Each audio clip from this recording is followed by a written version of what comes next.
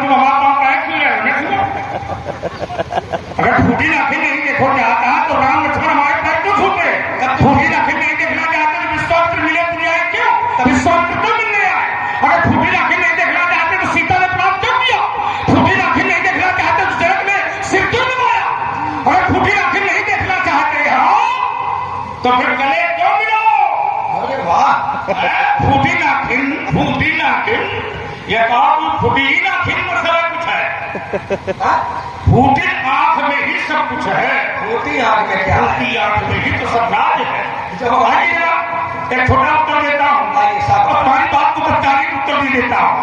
तुमने कहा कि गणेश का सर काटा वो पिता है तो हमने उत्तर विस्तार दिया था। हमने कहा शंकर जी नहीं जानते और ईमानदारी यही है विद्वानों कि शंकर जी ने गणेश का सर काटा था तो शंकर जी नहीं जानते थे कि हमारा बेटा ये तो माता जी ने बात बताया। अच्छा मलमुक्का मलमन अगर वो जानते क्योंकि गणेश ने भोलेनाथ को अंदर जाने से रोका था। वो द्वारपाल के रूप में लगे थे। बात समझिए, और माता जी की रक्षा करने के लिए बेटा खड़ा था लेकिन शंकर जी को जानकारी नहीं थी कि ये मेरा पुत्र है। क्योंकि उन्होंने बाद में कहा था और बाद में उन्होंने क्षमा भी मांगी है। पिता क्षमा मांगता है, ये संस्कारों का जन्म है। आगे जरा तुमने कहा कि छोटों को मारने का अधिकार नहीं है। बात बढ़िया, और भगवान होता है तो भैगू जी ने लात मारी किसकी छाती में मारी? किसकी छाती में? तो विष्णु जी ने भैगू जी को उठा के फेंक दिया। उत्तर ले लो, अरे उत्तर ले लो। मारा नहीं था, आपको जानकारी नहीं इसका मतलब। भगवान भगु ने भगवान विष्णु की छाती में लात मारी नहीं थी। वो जो लात थी वो परीक्षार्थ थी। ये परीक्षा के लिए सौंपा गया था कि 3 देवता हैं, ब्रह्मा विष्णु और महेश, इनकी परीक्षा लो। परीक्षा क्या है कि कौन देवता सहनशील है, कौन देवता सहनशील है, तुम इसकी परीक्षा लो। और ये काम महाराजा भृगु को दिया गया। और जिस समय महाराजा भृगु भगवान शंकर के पास पहुंचे और जैसे सोचा तो भगवान शंकर ने उठाया त्रिशूल तो भागे उनके ओए तुम्हारा बाबा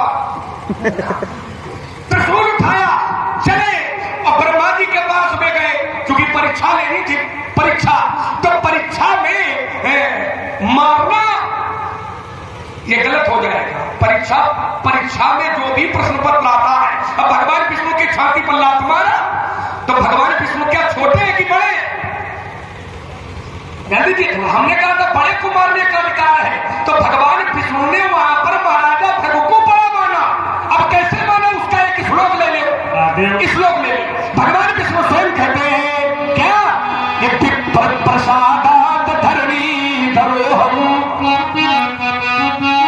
अरे ये तो ब्राह्मणों का आशीर्वाद है मेरे ऊपर कि प्रसादात धरणी धरोहर। प्रसादात कमला धरोहर। प्रसादात अजिताजितोहर। प्रसादात मम नाम। तो भगवान भृगु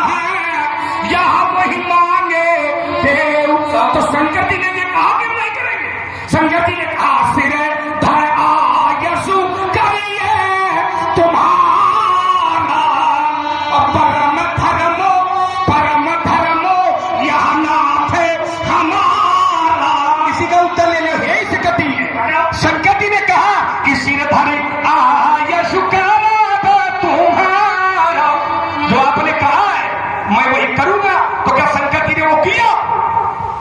शंकर जी ने किया? जहां का प्रसंग आप पढ़ रहे हो, हम वहीं पर खड़े। भगवान राम जी ने शंकर जी से कहा, क्या कहा कि अब विनती मम सुनो शिव, जो मोह पर अति में करना क्या है? तो कहा जाओ विवाह शैल नहीं, तुम जाओ विवाह कर दो। कैसे? शैल दही माने पार्वती से, या कोई मांगे या ये मुझे दे दो। तो शंकर जी ने किया, ब्याह दिया। कहां गिरा? ब्याह करेंगे ना, ब्याह क्यों गिरा? प्रसन्न पड़ी हमारा, तो विवाह नहीं किया है। बैठ गए कहा? आसन लगा करके। वो आसन लगा लिया तो समाधिस्थ हो गए, और जब समाधिस्थ हो गए तो ब्याह भूल गए। ब्याह जब समाधि लग गई तो हम ब्याह हो रही चिंता करिए। हम उसी प्रसंग पर टिकेंगे महाराज। जहां का प्रसंग आप उठाओगे तो उन्होंने विवाह नहीं किया। विवाह कब किया? जब तारकासुर पैदा हो गया, तारकासुर का अत्याचार हुआ, और जब अत्याचार बहुत बढ़ गया तब देवताओं ने कामदेव को भेजा। और काम से कहा कि करो क्षोभ शंकर मन माही, शंकर जी के हृदय में क्षोभ पैदा करो। काम ने कहा कि ये काम बड़ा कठिन है, लेकिन चलत मार अस हृदय विचारा, और शिव विरोध ध्रुव मरण हमारा। शंकर जी की समाधि भंग करना ये सुनिश्चित है कि मैं मारा जाऊंगा, लेकिन फिर काम ने सोचा कि बड़े ही तलागी तजिए जो देही, तो संत प्रशंसी देही। अबे है ब्याह नहीं बात, ब्याह का बात छाड़े विषम विषि कमुड़ लागे, और छोटी समाधि शंभु तब जागे। शौरभ पल्लव नटन बिलोका, और किए कोप कंप्य उतरे लोका, और तब शिवती सर नयन उघारा, और चितवत काम भयहु चरी। ब्याह नहीं भा, ब्याह में नहीं भा। अब विवाह के लिए कहा कब था? जरूरी नहीं है कि प्रत्येक बात मानी जाए। आप कहते हो क्या सेवक स्वामी की बात काट देगा? हाँ बिल्कुल काट देगा। जैसे स्वामी है और स्वामी की हम पांव दबा रहे हैं, और स्वामी कहते कि सेवा न करो, बंद करो, तो सेवा बंद कर देनी चाहिए का? स्वामी के पैर दबा रहे हो और स्वामी जी कहते बेटा मत बंद करो, सेवा बहुत हुई गए, तो क्या बंद कर देनी चाहिए क्या? अगर ये बात नहीं मानते हैं तो क्या तुम्हें दोष लगता है क्या? दोष नहीं लगता है। जैसे कोई भोजन कर रहा हो, हम अपने माता पिता को भोजन करा रहे हैं, या कोई आगंतुक मेहमान आया तो हम उसको भोजन करवा रहे हैं, और भोजन करवाने में कहा कि बस आप पर्याप्त है, और हम अपनी जबरदस्ती नहीं, एक तो नहीं ले, अच्छा एक नहीं ले, एक आप ही नहीं ले। अगर उसकी बात नहीं मानते तो कोई दोष लगता है क्या? स्वामी की प्रत्येक बात न मानने में दोष लगता है, लेकिन कुछ स्थान ऐसे होते हैं जहां पर यदि स्वामी की बात भी हम नहीं मानते हैं तो हमें कोई दोष नहीं लगता है। चलिए इसको भी शास्त्र में दिए देता हूँ। हमने कहा कोई व्यक्ति अतिथि आ जाए, उसको भोजन कराया जाए, और मान लीजिए वो भोजन कर रहा है और हम पूरी तरह से कहते हैं और लेंगे, तो यही तो काम दुर्वासा के साथ लेकर कर दिया था, तो दुर्वासा में श्राप दे दिया, और लेंगे चक्कर। जब हमारा पेट छक गया और वो बार बार हमको कहे और लेंगे, तो उसमें प्रसन्नता तब तक है जब तक ये सक्षम है, तब तक।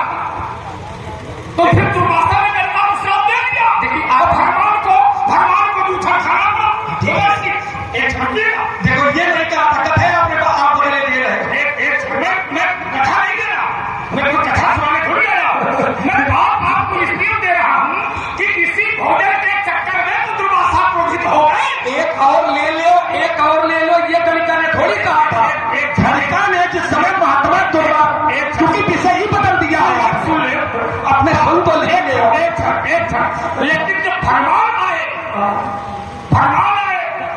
तो उन्होंने कहा कि अगर ये क्रोध कर रहे हैं तो तुमको ये ना पूछ करके स्वाद पूछना चाहिए, स्वाद। तो स्वाद से पूछा क्या? समझो कथा हम कहीं गलत नहीं बता रहे हैं, सुधार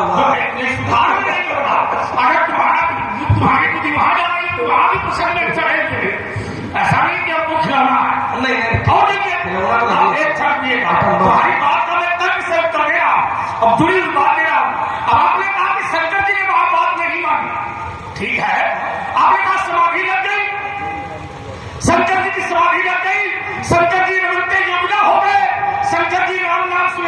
देखिए, यदि परमात्मा का सुमिरन, परमात्मा का ध्यान, परमात्मा का सेवक यदि लगा लेता है तो इसका अर्थ ये थोड़ी है कि उसने आदेश को नहीं माना। विचार करना, तुमने कहा कि यदि मान ले स्वामी जी के पैर में सेवक डाल रहा है और स्वामी जी कहे अब न डालो, बढ़िया। अब मान लिया स्वामी जी सो जाए, उनको नींद आ रही है, अपने लोग सेवक से कहा पैर न डालो, तो कहते भी डालो। बिल्कुल, उत्तर ले लो, उत्तर ले लो। देखो, इसलिए मैंने कहा था कि कथा को ही आपने भ्रमित कर दिया है। मैं इस लोग आप सुन तो ले भाई, आनंद से ले, इसमें कोई हार जीत का खेल थोड़ी है। आपने कहा कि जैसे दुर्भाषा कोई किसी का पेट भर गया है और फिर अगर कोई कहता है एक ले लो, एक और ले लो, तो दोष महाराज फिर भी नहीं है। ये उसका भाव है कि वो आपको भरपेट भोजन कराता है, तो इसमें दोष गिनना ठीक नहीं है, तो इसमें क्रोध करना भी ठीक नहीं। उसको प्रेम से आप मना करते तो भैया आप नहीं। बाकी अगर वो पूछ रहा है कि एक और ले लो, तो ये दोष नहीं है उसका, ये गुण है। क्यों? क्योंकि ये गुण होना चाहिए कि चूंकि नियम कहता है भोजन सेवा दान में, अगर कोई भोजन करावे और बार बार कहे कि और ले ले तो दोष नहीं होता है। सेवा कोई कर रहा हो और सेवा जिसकी हम कर रहे हो और वो हमको मना करे कि सेवा बंद न करो, हम फिर भी बंद न करें, ये भाव होना चाहिए व्यक्ति में। दान देते समय भी कोई मना करे कि दान न दे, तो ये बात हमको किसी को माननी नहीं है। कोई माता का है, पिता का है, भाई का है, गुरु का है, कौ का है, लेकिन अगर दान देने का मन बना लिया है और किसी ने अगर मना भी किया है तो उसकी ये बात कभी भी किसी व्यक्ति को माननी नहीं चाहिए। अगर वो व्यक्ति ये बात नहीं मानता है तो उसे कोई दोष नहीं लगता है। क्यों? एक दोहा है राशि कि भोजन सेवा दान में आज्ञा भंग न दोष, आज्ञा भंग न। और इसके कई उदाहरण है। विश्वामित्र जी है, लोगों के साथ में गुरु जी है, और विश्वामित्र जी के हम लोग पैर दबाते हैं और विश्वामित्र जी सो जाते हैं, एकदम पैर दबा रहे हैं तो फिर चढ़ जाते हैं और फिर कहते अरे बच्चा जाओ सो जाओ, बस हुई गया सेवा। हम लोग फिर भी नहीं मानते हैं, हम फिर भी पांव दबाते हैं। तो मानसकार को चौपाई लिखनी पड़ती है कि बार बार का सो बहुता ना, बार बार माने कई बार, क्योंकि ये सत्य बता रहा है कि एक बार में बात का पालन नहीं हुआ है, तो बार बार मुनिया क्या दीनी, बार बार मुनि आज्ञा दीनी, तब है रघुबर जाय शयन तब। क्योंकि सेवा कर रहे हो तो सेवा करने में गुरु के पांव दबा रहे हैं, तो गुरु सो नहीं, चाहे जितनी तगड़ी निद्रा आ जाए, लेकिन सेवक का धर्म यह नहीं है कि पिताजी सो गए तो पांव दबाना बंद कर दे ना, पैर दबाओ। इन्हीं पैरों में चारों धाम बसते हैं, गुरु कृपा से, गुरु चरणों में ही। अरे महाराज, इसीलिए तो देखो जो काम को नहीं कर पाया, इतना त्रैलोक्य बैठा था और उस काम को धनुष तोड़ने वाले ने कर दिया केवल गुरु कृपा से, क्योंकि गुरु के चरणों के प्रति उसको श्रद्धा है। गुरु जी ने कहा कि उठो अमुख, थोड़ा दिशा पकड़ा रहा हो, हाँ इसीलिए तो पकड़ा रहा हूं, क्योंकि खड़े करना है ना। गुरु जी ने कहा कि उठो अमुख भंजव भव चापा, अमेट हुतात जनक परितापा, तो सुनि गुरु बचन चरण शिरनावा, सुनि गुरु बचन चरण शिरनावा, और हर्ष विषादन कछु उरो आवा। और जिसमें एक धनुष के पास में गया व्यास, तो शास्त्र ने फिर कहा